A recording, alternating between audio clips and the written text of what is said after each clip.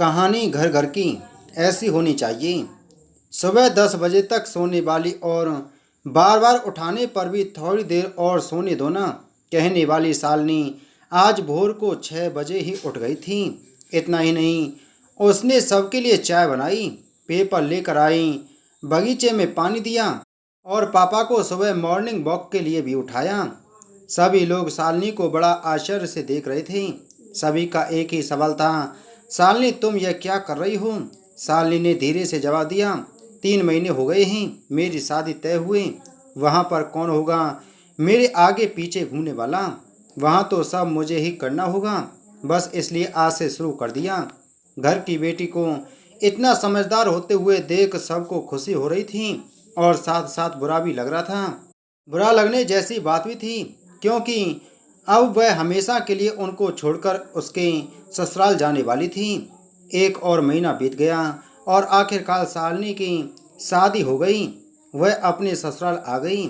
सुबह समय पर जाग पाएगी या नहीं, इसी विचार में वह रात भर सो ही नहीं पाई। सुबह होते ही उसने नहाया और पूजा की और खाना बनाने की तैयारी करने लगी। वह सोचने लगी कि आज खाने में क्या बनाया जाए जो बड़े और बच्चे दोनों को पसंद आए। तभी पीछे से एक मीठी आवाज़ आई। शालिनी ने पीछे मुड़कर देखा तो उसकी सासू माँ थी। अरे बेटा, इतनी जल्दी क्यों उठ गई? शादी की भाग दौड़ में थक गई होगी, ऊपर से घर वालों की याद भी आती होगी और मैं जानती हूँ रात को ठीक से सो भी नहीं पाई होगी। ऐसे तो तुम्हारी तबीयत खराब हो जाएगी।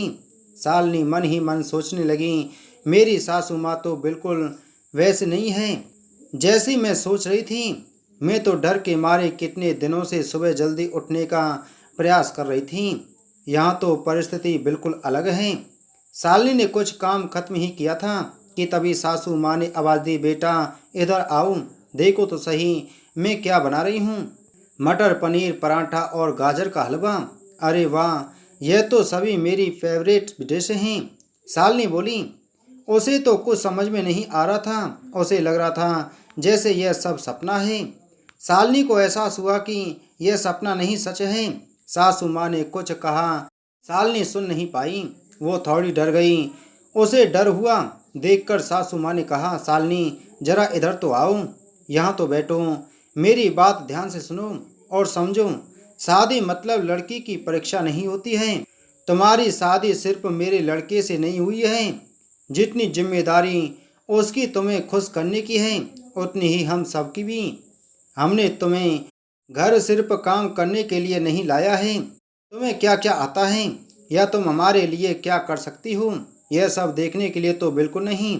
और हम तुम्हारी आज़ादी भी तुमसे नहीं छीनेंगे। अगर अपनी बात करूं तो मुझे सिर्फ एक अच्छी फ्रेंड चाहिए थी।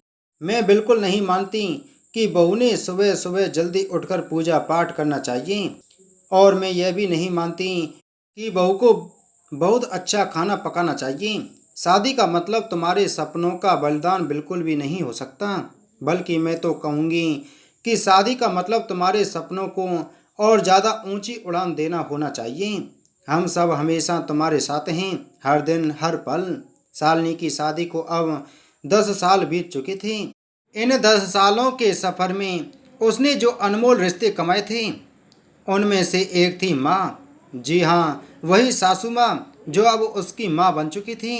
शालिनी ने अपने जीवन में काफ़ी उतार चढ़ाव देखे थे, लेकिन उसके मन में यह एक सोच बहुत पक्की बैठ चुकी थी कि जब भी उसके लड़के की शादी होगी और वह घर में बहू लाएगा तो वह भी अपनी सासू माँ की तरह ही अपनी बहू के साथ व्यवहार करेगी।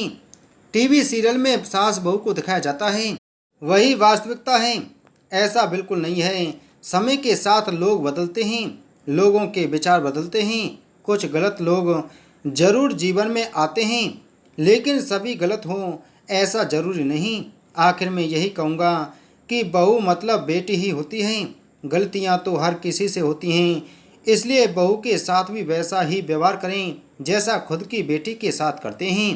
तो दोस्तों, वीडियो अच्छी लगी हो तो वीडियो को लाइक करें, चैनल पर नए हों तो चैनल को सब्सक्राइब जरूर करें।